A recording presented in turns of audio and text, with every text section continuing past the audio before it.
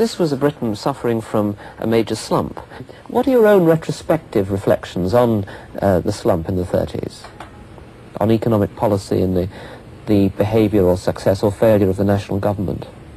Well, it has to go back further, you know. The great misfortune, I think, was the attempt to return to gold at the old parity in the 1920s, which in a sense was quite unnecessary, because as I was pointing out at the time, when I came to England, but too late, David Ricardo had argued 100 years before that he would never advise the government to restore a currency depreciated by 30% to its former par.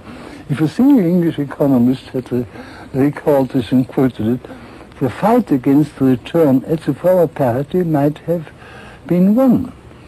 But Keynes used the opportunity to protest against the return to gold in any form. So unfortunately it was done in a return at the former parity. And Keynes was convinced by that stage, perhaps as a fact correctly, that with the strength British trade unions had achieved, you could no longer hope to maintain aggregate demand at a constant value of money, and he hoped that by a gradual and slow decrease of the value of money you could overcome the resistance of rigid wages. Well, that was the situation I found, and which led me in a conflict with Keynes, and most of my years in England, I can't say, the first 10 years, because then the situation became even more peculiar. Keynes became largely responsible for British monetary policy, but at the same time... This is during the war? It's during the war, yes. But at the same time, he was the one who would resist inflation at the time.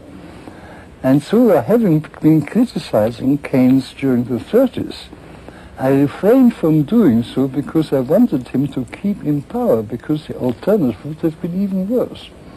But why do you think that the general theory, which came out in 36, and with which you disagreed and many other economists, why did it have such enormous influence?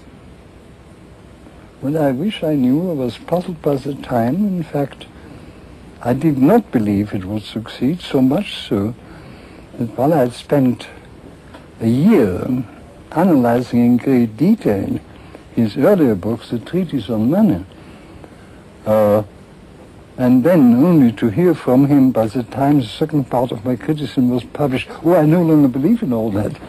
And I didn't want to invest more effort in criticizing the general theory, whose success is still a puzzle to me, because it reverted to a very primitive idea which had been clearly refuted in the 19th century, that there's a single relation between the aggregate demand for final products and employment. So much so that Leslie Stephen in the 1880s had pointed out the test of a good economist is that he does not make that particular mistake. Well, Keynes revived it and gave a plausible explanation. And I should add, he did not succeed while he lived. But when he died, he was suddenly raised to sainthood. But Keynes might not have approved of the Keynesianism which came to dominate policy. I'm sure he wouldn't. In fact, I can positively say so.